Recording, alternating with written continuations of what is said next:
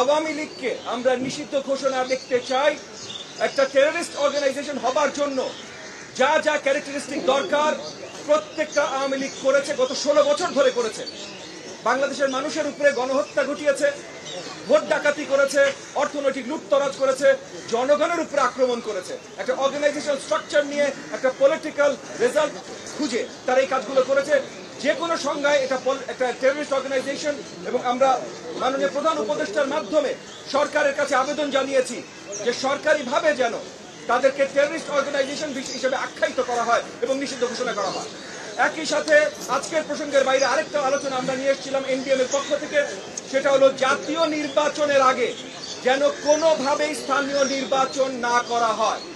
জাতীয় নির্বাচন ছাড়া স্থানীয় নির্বাচনের লিগ্যাল আপনার লেজিটিমেসি যেমন আনা যাবে না, একইভাবে স্থানীয় নির্বাচনে যতগুলো প্রতিকূলতার সৃষ্টি হতে পারে, মানে মাঠে বা প্রত্যেকটা জায়গায় জায়গায় যে ধরনের দাঙ্গা কোন্দল সৃষ্টি হতে পারে, আজকে যেমন অন্তর্বর্তীকালীন সরকারের অধীনে পুলিশ বাহিনী এটা দমন করার জায়গায় আসে নাই, তাহলে আগামীতেও খুব শীঘ্রই এটা আসা সম্ভব না। তো সবভাবে সঠিকভাবে একটা লোকাল নির্বাচন করতে হইলে তার আগে একটা জাতীয় নির্বাচন করতে হবে। আজকে প্রসঙ্গের বাইরে এই দুটো জিনিস বড় দাগে অন্তর্বর্তীকালীন সরকার এবং কমিশন প্রধানদের সাথে আমরা আলোচনা করেছি। আর আজকের প্রসঙ্গে যেটা আলোচনা করেছি সেটা হলো যে এই যে ঐক্যমত আনা, এই ঐক্যমত আনার জন্য আমরা সাজেশন দিয়েছি এই ঐক্যমত কমিশনকে যে প্রত্যেকটা কমিশন আলাদা করে যান, প্রত্যেকটা রাজনৈতিক দলের কাছে প্রতিনিধি রিকোয়েস্ট করেন এবং এই প্রতিনিধিদের সাথে তারা বসে প্রথমে ভোটাভুটি করেন কোন কোন রিফর্মগুলো কোন কোন রাজনৈতিক দল চায়, যেগুলোতে সবাই ঐক্যমত পোষণ করবে সেটা নিয়ে আলাদা একটা চার্টার তৈরি করা, যে এইটা মীমাংসিত ঐক্যমত, এর বাইরে কেউ যাবে না। এরপর যদি কোনো প্রয়োজনীয় রিফর্ম থাকে যেখানে ঐক্যমতে আমরা পৌঁছতে পারছি না, সেটা নিয়ে আলোচনা করবার জন্য নির্ধারিত একটা সময় রাখতে আমরা আবেদন জানিয়েছি। এই নির্ধারিত সময়ের ভেতরে যদি ঐক্যমত আমরা না আসতে পারি তাহলে সেই রিফর্মগুলো আগামী নির্বাচনের পর পার্লামেন্টের হাতেই দেয়া হবে।